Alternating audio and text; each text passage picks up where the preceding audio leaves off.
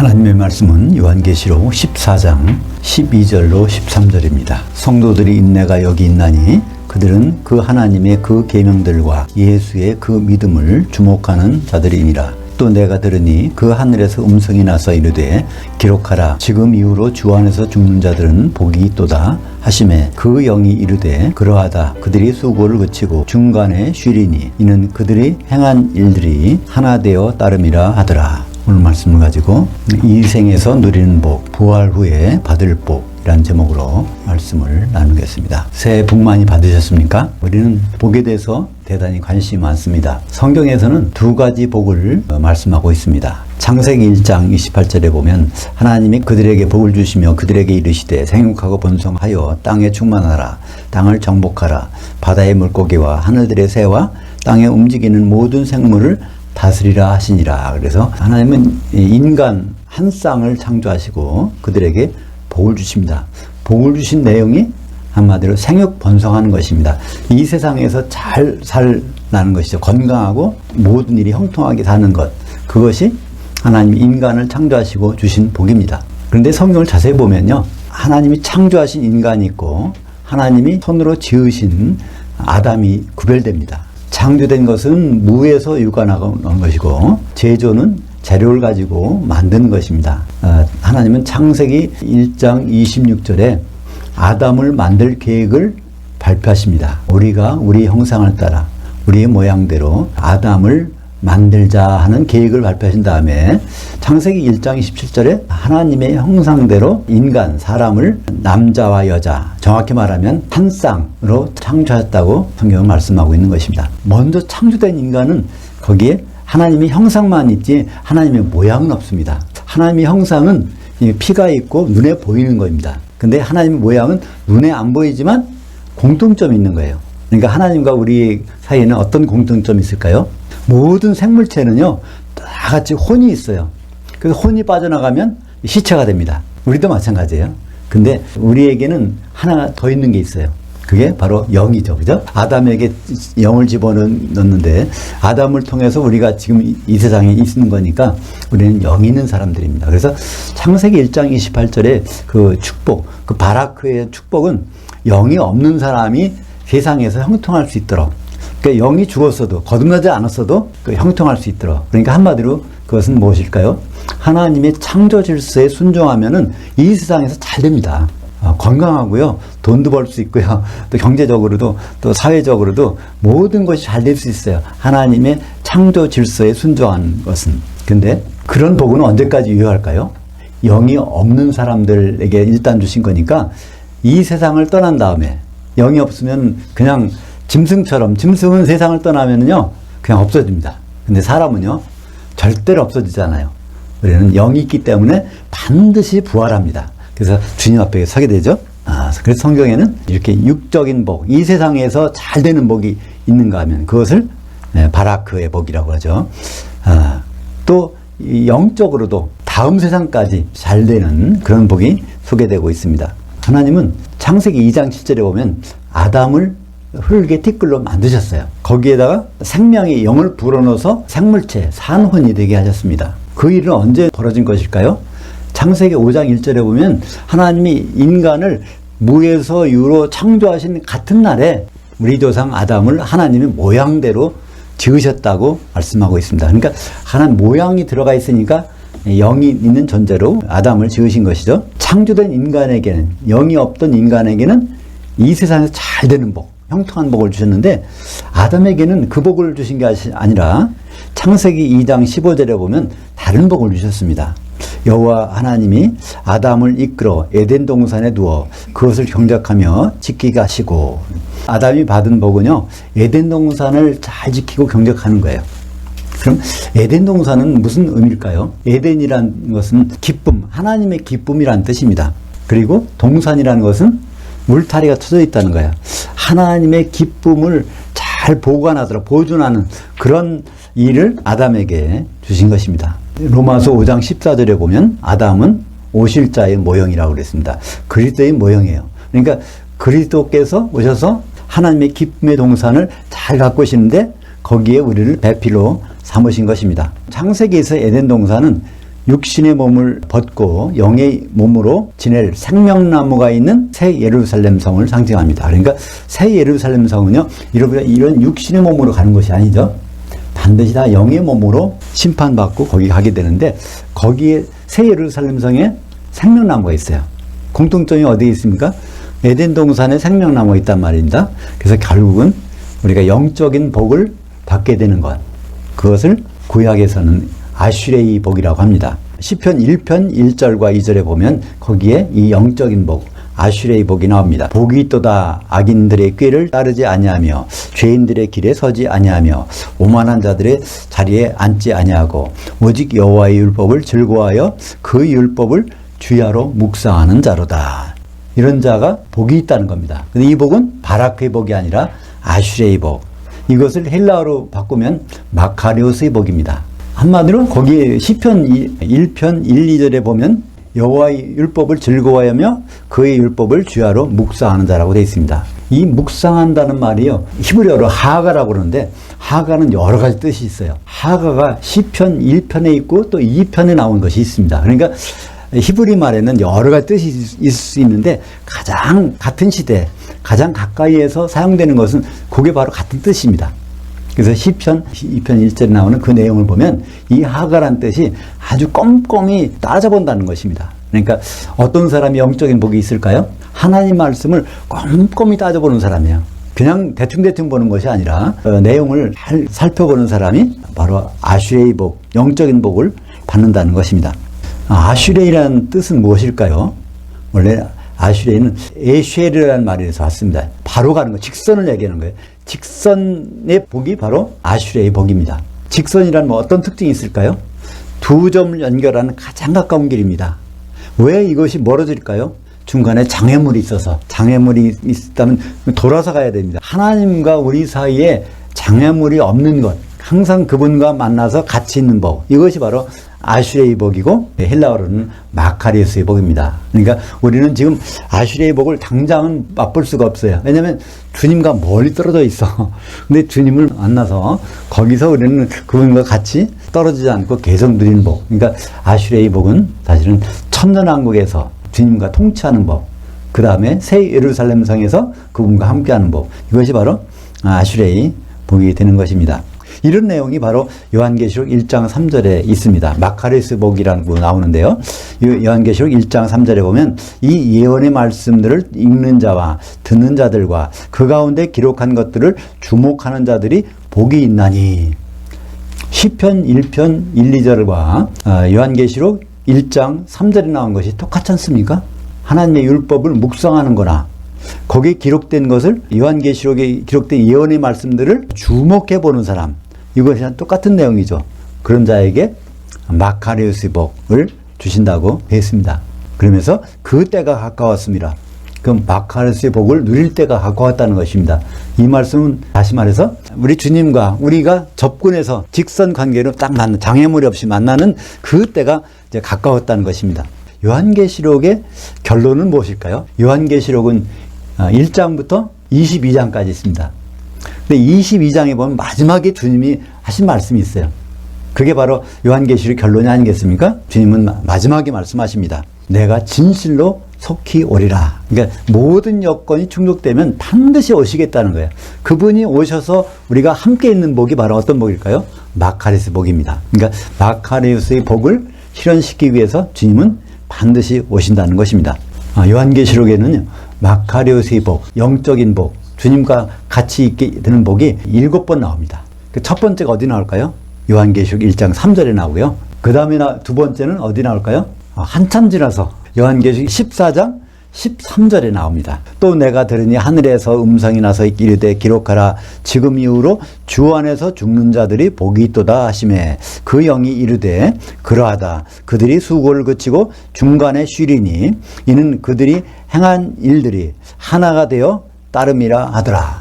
여기에 보면 크게 세 가지 부분이 생소한 부분이 나와요. 첫째는 주 안에서 죽는 자들이 복되다고 합니다. 그냥 일반적으로는 잘 사는 게 복이잖아요. 근데 여기는 죽는 게 복인데 그냥 죽는 게 아니라 주 안에서 죽는 것이 마카리오스의 복을 받는 비결이라는 것입니다. 또 두 번째는요, 중간에 쉰다고 나왔어요. 성경에서 중간에 쉰다는 것은 아주 특별한 뜻이 있습니다. 우리는 죽으면 끝이라고 그러죠? 근데 그렇지 않습니다. 사람이 죽어서 부활 때까지 기간을 중간에 쉼이라고 합니다. 성경에서.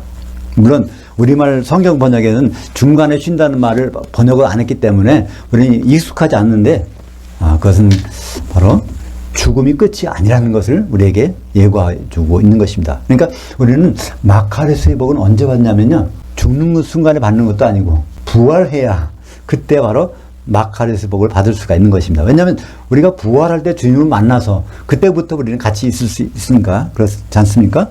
그 세 번째로는 그들이 행한 일들이, 주 안에서 죽은 자들이 행한 일들이 하나 되어서 따름이라 하더라. 우리가 모든 한 일들이, 주 안에서 한 일들이 하나가 되는 일이라는 것이, 그 하나가 된 일이 나타난다는 것입니다. 우리가 주 안에서 죽게 되면 부활할 때 결국은 한 신부가 되는 일이 나타난다는 것을 말씀해 주고 있습니다. 우리 복음은 한마디로 무엇일까요? 성경 전체를 압축하면 뭐가 된다고 그랬죠? 에베소서 5장 31절과 32절, 그죠? 결국은 그리스도와 교회가 서로 혼인하는 것이 성경의 내용이니까 복음이라는 것은 바로 그 기쁜 소식입니다.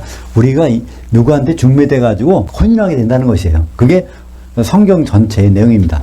오늘 말씀이 이제 요한계시록 14장 12절과 13절을 봤는데요. 이것은 요한계시록 14장 6절부터 연결되는 것입니다. 요한계시록 14장 6절을 보면, 또 내가 보니 다른 천사가 공중에 날아가는데 그 땅에 거주하는 자들 곧 모든 민족과 종족과 방언과 백성에게 전했던 한 시대의 복음을 가졌더라. 물론 우리말 번역은 영원한 복음이라고 되는데 그 영원한이라는 뜻이 아닙니다.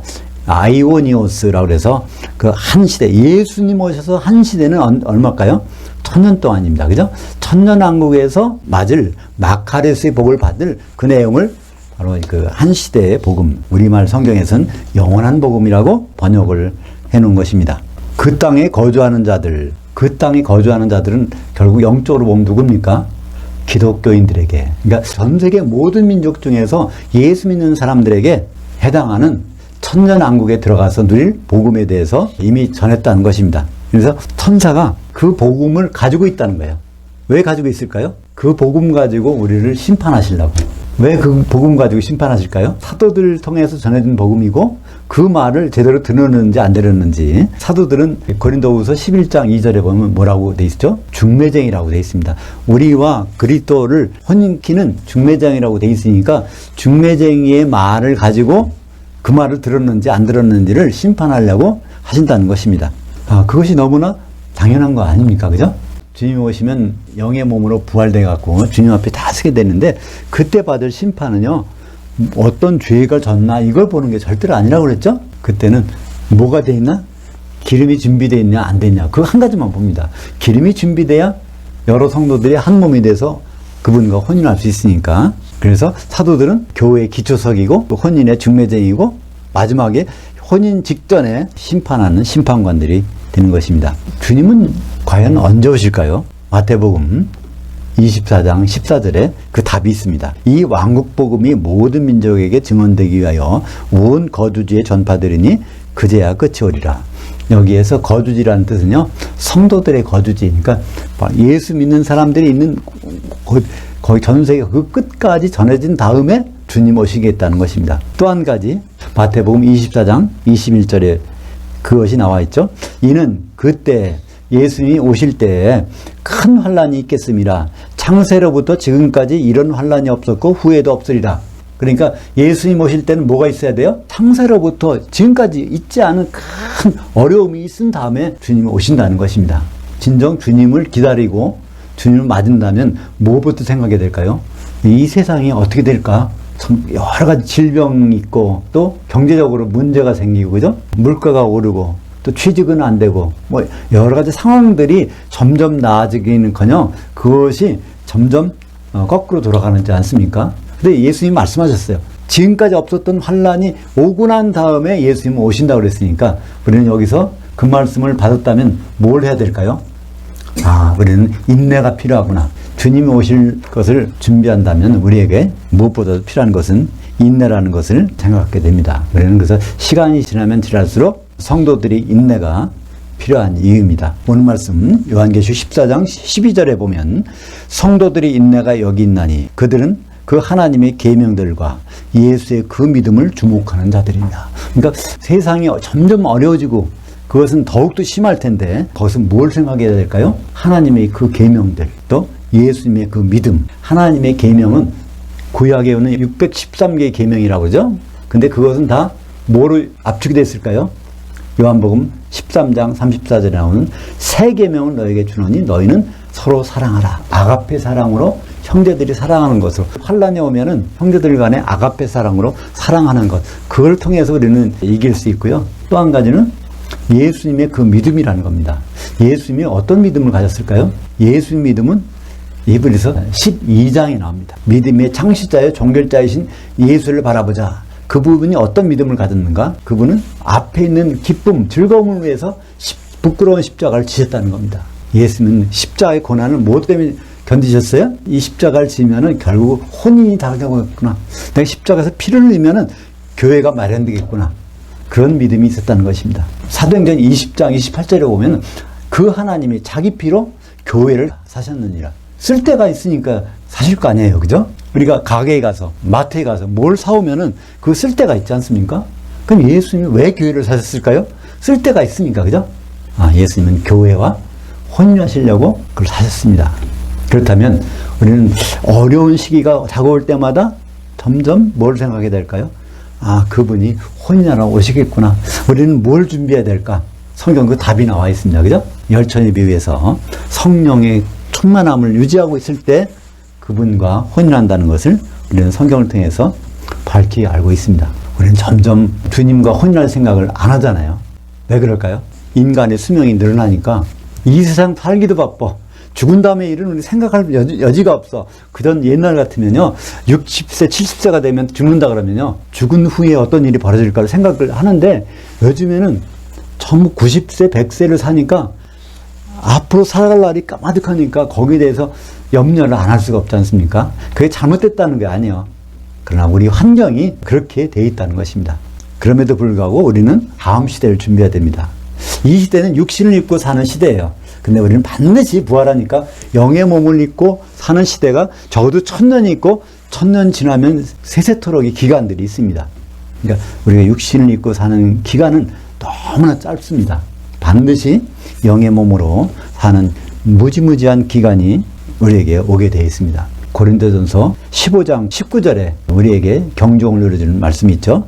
만일 그리스도 안에서 우리가 바라는 것이 다만 이 생뿐이면 모든 사람 가운데 우리가 더욱 불쌍한 자들이라. 이 세상 육신을 갖고 사는 그것에 우리가 소망을 두고 준비하고 고민하고 애쓰고 산다면 그리스도 안에, 주 안에서 사는 사람들은 불쌍하다는 거예요. 주 안에서 사는 사람은 뭐로 해서 살아야 될까요? 예수님을 만나서 그 다음부터 펼쳐질 삶에 대해서 소망을 갖고 살아야 된다는 것입니다. 고린도전서 15장 44절에 혼의 몸으로 심고 영의 몸으로 부활하나니 혼의 몸이 있은즉 또 영의 몸도 있느니라. 그러니까 혼의 몸이라는 것은 혼이 들어와서 사는 이 몸이에요. 지금 이 시대를 사는 몸을 혼의 몸이라고 성경은 말하고 있고요. 그 다음에 부활해서 입는 몸은 영의 몸이라고 하고 있습니다. 우리는 이 육신의 몸을 갖고 사는 것은 한계가 있다는 것입니다. 그래서 성경에서 우리에게 밝히 말씀해 주는 거예요. 근데 우리는 육신 속에 사는 삶을 한정해서 생각하면은 그 다음에 영의 몸으로 사는 기간을 준비하지 못하지 않습니까? 한마디로 영의 몸으로 사는 기간의 복을 마카리스의 복, 주님을 만난 다음에 그 다음부터 함께하는 복을 생각해야 되는 것입니다. 우리는 주의 날 반드시 부활합니다. 성경에서 부활은 육신의 몸이 죽었다가 살아나는 것이 아니라고 그랬죠? 성경에서 부활은요, 육신의 몸이 영의 몸으로 바뀌는 거예요. 그러니까 죽은 사람도 부활하고 산 사람도 부활합니다. 그러니까 영의 몸으로 바뀌는 것이 부활이라고 되어 있으니까 그것이 고린도전서 15장 51절과 52절에 부활이 이런 것이라는 것을 우리에게 설명해 주고 있습니다. 죽은 자도 부활하고 산 자도 부활한다는 것이요. 우리가 다 잠잘 것이 아니오. 우리가 다 죽을 것이 아니오. 마지막 나팔에 순식간에 호련히 다 변화되리니 나팔 소리가 나매 죽은 자들이 썩지 아니할 것으로 다시 살아나고 우리도 변화되리라. 그러니까 부활은 한마디로 다른 말로 변화입니다. 육신의 몸이 영의 몸으로 변환되는 것이 성경에서 말하는 부활입니다. 그렇다면 부활하는 것은 애쓰지 않아도 돼요. 하나님이 다 우리를 부활시켜 주십니다. 그래서 부활만이 아니라 공륜까지 휴거시켜 주세요. 누가? 천사들이 우리를 붙들고 거기로 올라갈 것입니다. 거기서가 문제입니다. 그죠? 그러니까 마카리스의 복을 받지 못하는 사람이라면 거기 가서 문제가 되는 것이죠. 데살로니가 후서 1장 10절 제가 보겠습니다. 그날에 주님이 오셔서 공중에서 만나는 날에 그가 강림하사 그의 성도들에게서 영광을 받으시고 모든 믿었던 자들에게서는 놀랍게 여김을 얻으시리니. 그러니까 모든 예수 믿는 사람들은 다 공중에 올라가는데 거기서 성도가 된 사람들은 그들을 통해서 영광을 받으시고, 그러니까 혼인 만찬에 들어간다는 것이죠. 근데 예수 믿긴 믿었는데 그 믿었던 사람들이 깜짝 놀란다는 것입니다. 우리가 예수 믿으면 구원받는 줄 알았는데 우리는 지옥 같게 생겼네. 그 순간에 그 놀라움이 어떻겠습니까? 그죠? 예수 믿고 거듭났으니까 난 천국 갈 거야. 이렇게 생각했는데 공중까지 올라가서 거기서 추방돼가지고 지옥에 들어가야 되는 그 상태가 참 아찔하지 않습니까? 우리가 잘 살려고 애씁니다. 그게 좋은 거죠. 절약하고 또 운동하고 건강하고 또 여러 가지 남에게 베풀고 그런 사람들이 잘 사는 겁니다. 그죠? 근데 성경에서는 잘 사는 것이 좋다는 게 아니라 잘 죽는 것이 좋다는 겁니다. 오늘 본문을 다시 보면 요한계시록 14장 13절에 또 내가 들으니 하늘에서 음성이 나서 이르되 기록하라 지금 이후로 주 안에서 죽는 자들은 복이 있도다. 근데 죽는 자가 복이 있는데 어떻게 죽어야? 주 안에서 죽어야 복이 있다는 것입니다. 주 안이라는 것은 그리스도 안에, 예수 안에. 우리 예수님은 셋째 안에 올라가실 때 이 땅에다가 뭐를 남겨놓으셨을까요? 그리스도의 몸인 교회를 남겨놨습니다. 그러니까 우리가 교회를 이루고 죽는다면 그거는 마카리스의 복이 있는데 교회 생활을 제대로 못하고 죽으면 마카리스의 복이 없다는 것입니다. 새해가 되면 모두 바라크의 복을 구합니다. 그래서 새해 복 많이 받으세요. 복 많이 받으세요. 그리고 건강하세요. 그런 것이 덕담이 되고 좋은 것이긴 하지만 이 세상의 복을 추구하다가 이제 부활해서 주님 만나서 가지고 있어야 될 복을 잊어버린다면 그 낭패가 아닙니까? 우리는 바라크의 복, 창세기 1장 28절에 생육하고 번성하는 이 세상에서 잘 되는 바라크의 복이 아니라 주님을 만난 다음에 헤어지지 않고 끝까지 주님과 같이 있는 그런 복을 구해야 될 것입니다. 주님과 끝까지 같이 있으려면 주 안에서 죽어야 됩니다. 그러니까 잘 죽는 것이 참 중요해요. 마태복음 25장에는 1절부터 13절까지는 열처녀의 비유가 나옵니다. 거기에 열처녀 전부가 성령의 기름을 준비했어요. 등불을 켜고 있었으니까 기름이 있어야 등불이 빛을 발하지 않습니까? 그러다가 그들이 졸며 잘세. 예수님이 오시기 전에 그들이 죽었어요. 근데 그때 문제가 생기는 것입니다. 기름이 남긴 상태에서 죽은 사람과 기름이 다 소멸 상태에서 죽은 사람. 슬기로운 다섯 처녀, 미련한 다섯 처녀가 그렇게 구분되죠. 그래서 거기에서 주님 오셨다 그래갖고 그때 부활해갖고 주님 앞에 갔을 때 소멸된 사람은 문이 닫혀서 만찬에 못 들어가고 죽는 순간에 기름이 남아있는 사람, 그 사람은 혼인 만찬에 들어가는 것을 우리는 볼 수 있지 않습니까? 그래서 우리에게 가장 필요한 것, 마카리스의 복을 받는데 절대적으로 필요한 것은요, 교회 안에 있어야 됩니다. 교회란 이 건물이 교회가 아닙니다. 그죠? 교회란 어떤 것이 교회일까요? 사도들의 말씀을 받는, 그것으로 서로 사랑하는 그런 집단, 영적인 공동체가 그게 교회입니다. 우리가 그런 교회에 있다면 우리는 성령이 충만합니다. 왜 그럴까요? 고린도전서 3장 16절에 너희가 교회가 하나님의 성전인 것과 그 하나님의 성령이 너희 교회 가운데에 계시는 것을 알지 못하느냐. 그러니까 진짜 교회, 가짜 교회는 아니고요. 진짜 교회라면 거기에는 성령이 계시다는 겁니다. 사랑하는 여러분, 죽는 것은 끝이 아닙니다. 중간 쉼 다음에 부활이 반드시 있기 때문입니다. 마태복음 11장 28절 예수님은 제자들에게 이렇게 말씀하셨습니다. 수고하고 무거운 짐진 너희여 다 내게 주목하라.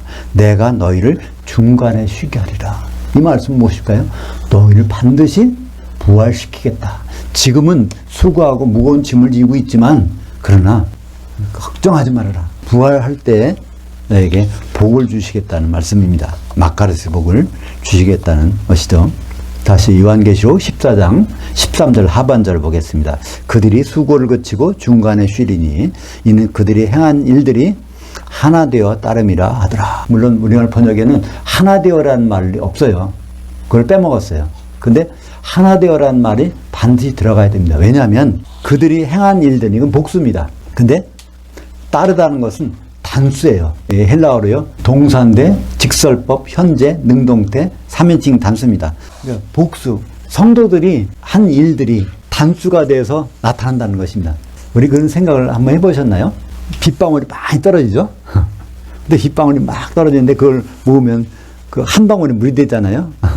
그것처럼 우리가 한 일들이 성령으로 한 일이라면 그 가운데서 우리가 반드시 하나 되는 일이 나타난다는 것입니다. 우리 예수님은 오셔서 한 아내마를 취하십니다. 요한계시록 19장 6절 하반절부터 8절까지 이것이 성경의 클라이막스입니다. 할렐루야 주 우리 하나님 전능하시니가 통치하셨도다. 우리가 즐거워하고 크게 기뻐하며 그에게 영광을 돌리세. 그 어린 양이 혼이 이르렀고 그의 아내가 자신을 준비하였으므로. 이때 아내는요 단수입니다. 예수님의 아내가 하나가 준비가 되었다는 거예요. 그녀에게 빛나고 깨끗한 한 세마포옷을 입도록 하셨으니 이 세마포옷은 성도들의 의로움들이더라. 성도들은 복수인데 이것이 하나가 되는, 하나 되어서 나타나는 일이 어린 양의 혼인에서 따르는 것입니다. 오늘 요한계시록 14장 13절에서 우리가 주 안에서만 죽으면, 교회 안에서 성령 충만한 상태로 죽으면 우리가 주 안에서 한 모든 일들이 하나 되어서 그 현장에, 어린 양의 혼인 현장에서 따르게 된다는 것입니다. 공중의 신부실에서 성도들을 하나 되게 하시는 분은 바로 성령님이십니다. 에베소서 4장 3절에 평안의 맨줄로 성령이 하나 되게 하신 것을 힘써 지키라. 우리는 여러 성도가 있지만 성령의 기름만 준비하고 공중에 가 있으면 그 자리에서 혼인만찬장에서 우리는 한 신부가 될 것입니다. 그것이 바로 주 안에서 죽는 자들은 복되도다. 우리는 이 세상에서 형통하게 하는 바라크의 복만 구할 것이 아니라 주님을 만나서 그분과 헤어지지 않고 영원히 함께하는 마카레스의 복이 있기를 주님의 이름으로 축복합니다. 기도하겠습니다. 하나님 아버지, 두 가지 복을 우리에게 주셨음을 감사드립니다. 이 세상에서 형통케 하는 복을 주셨고 또 주님을 만나서 주님과 함께 있는 복을 주셨사온데 주님이 가까이 오시는 이 시점에서 세상은 점점 큰 환란이 있다고 하셨사온데 그 마카레스 복을 생각하며 그 환란을 인내로서 견딜 수 있도록 인도하여 주시옵소서. 예수님 이름으로 기도합니다.